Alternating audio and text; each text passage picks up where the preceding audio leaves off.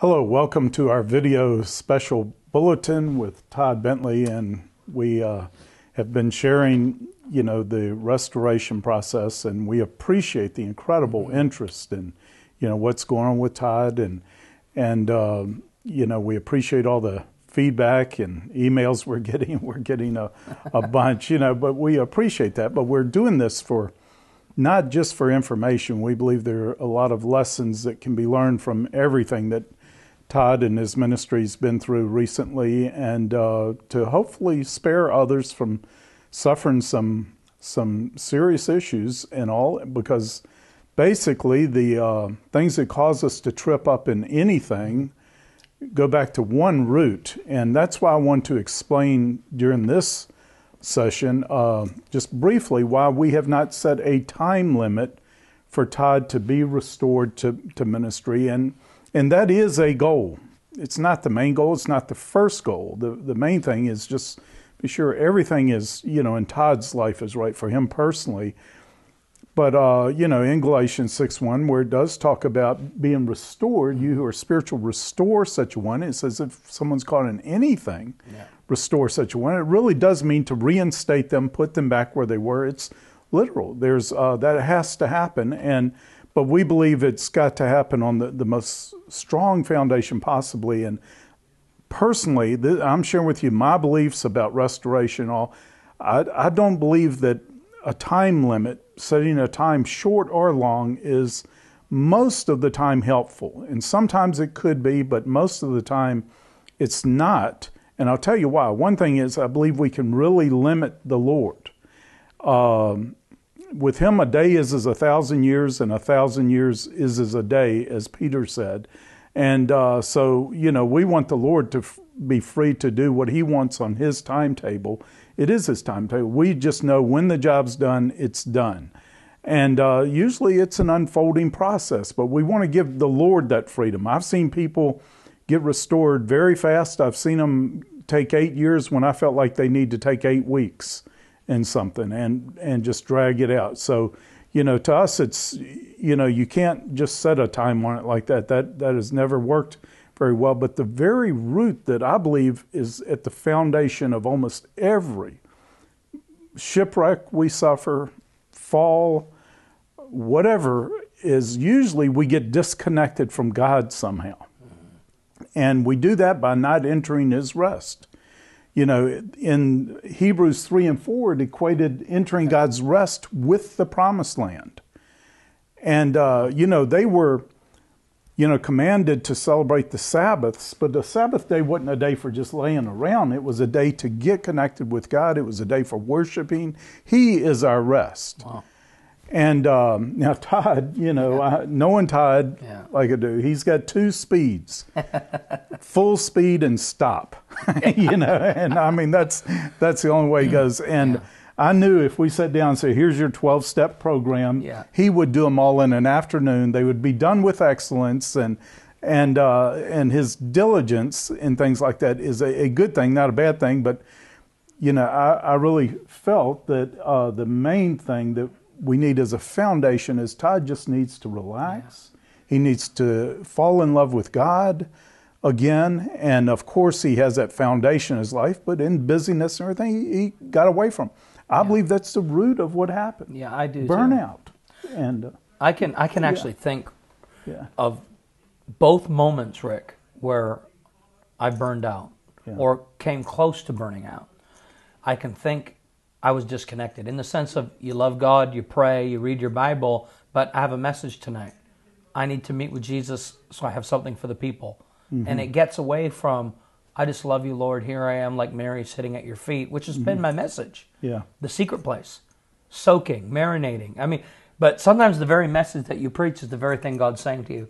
And then you get so caught up in the work of revival. I remember in Lakeland that the first 6 weeks of Lakeland, I would set aside 2 to 4 hours before I would do anything else to wait on the Lord, or in the afternoons. Mm-hmm.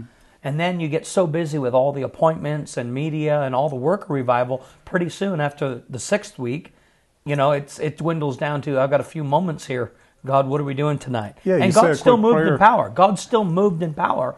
And you still love the Lord, but you lose the preciousness of I'm just here because I love you and there's no agenda. And the very thing you're saying, is I may be going, give me the 12 steps, give me a goal, but you're right. God is saying to me, it's about the rest. It's about getting back to, I built our ministry on that relationship. Of course, I didn't know there would be ministry. It was just I love the Lord. And out of that love for the Lord, everything flowed. And I can think of both situations.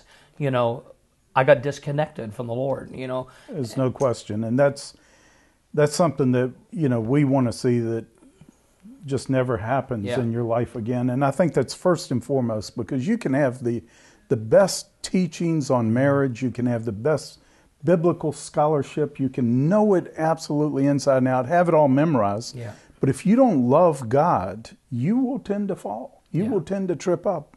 Loving God is our first and foremost job description, and is, the only way we're truly successful as human beings is by loving God. That's what Peter said. Remember, the spirit is willing, the flesh is weak. Mm-hmm. The question the Lord had in the garden was, can you not tarry an hour? And when we fail to tarry, I think, which is wait, out of love and absolute, I love to be with you, God, I think then the flesh takes over. I think the only really way that you can kill the carnal nature is to stay prayed up. Yeah, that's, I'm a workaholic too. I confess that. I'm a recovering, daily I have to fight this, so I understand it and I recognize it in Todd. But, the most basic issue is we're not going to love one another, right, if we don't love God first and foremost.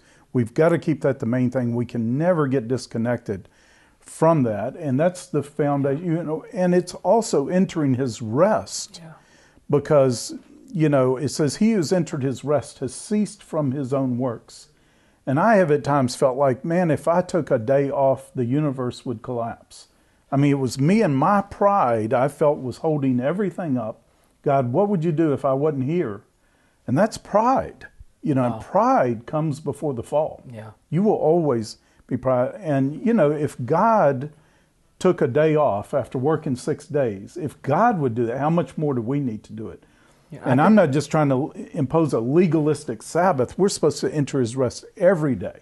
And I'm poised right now in the perfect place to do it all over again in one sense. Being through some of what I've been through, you lose everything. Yeah. And then you find yourself with, it's just the Lord again. Yeah. And then you go, God, I don't have any pressure, I don't have any, but I have you. Yeah. And I think God's forced me to a place where I have nothing so that I can have everything. That's exactly right. And I have a chance to do things bigger and better, in the sense of I'm going to do it right. No more open doors for burning out, because I'm going to love the Lord. And that's where we're at right now. He's forcing me to rest, and you're doing a great job too. I'm doing a job by not giving him the 12-step program and doing stuff. Right. It's really a matter, first we've got to be. It's a family thing. We have approval with God because of the price He's already paid, and we're family. We're His sons, and just enter into that. And Paul said, don't ever be beguiled from the simplicity of devotion to Christ. And I couldn't believe. I know one time when I was up in Abbotsford, you guys were doing like 12 African crusades and 12 conferences throughout the U.S. and Canada, and I was, this is not humanly possible. Then you had the schools and everything, and I can't believe it took you so long to burn out. Yeah, that's what shocked me. This guy must have the greatest capacity, but you did hit that wall, and didn't surprise me one bit when you hit it. I said, we can't do that. We've got to stay connected with the Lord. I was so devoted to the work of the ministry, and ministry is not evil, but I got so caught up in the love of the work. That's really what led, after 10 years, that's what led to, there was no relationship left with Shauna, with my first wife. There was no, and to me that was the biggest issue, was the ministry became the mistress. Yeah. And I never can have that happen again. I mean, that doesn't mean you can't have ministry and do ministry, but it has to be done different. But you've got to, we can only bear fruit as we abide in the Lord. True lasting fruit. But anyway, we just wanted to share with you, and we're kind of processing out front, but this is the foundation, and we're going to go through steps and a lot of other details, a lot of teaching and things like that, just to be sure all the foundations. But this is fundamental. It's fundamental in all of our lives. Let's don't get disconnected from God again. That's good.